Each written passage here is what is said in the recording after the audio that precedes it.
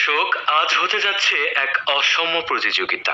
প্রতিযোগিতার একদিকে রয়েছে বাংলাদেশিদের নায়িকা প্রিয়দর্শিনী মৌসুমী, অন্যদিকে রয়েছে ভারতীয়দের নায়িকা সুহাসিনী মাধুরী দীক্ষিত।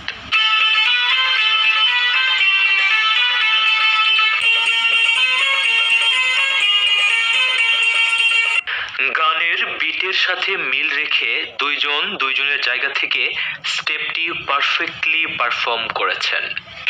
তুমি কবি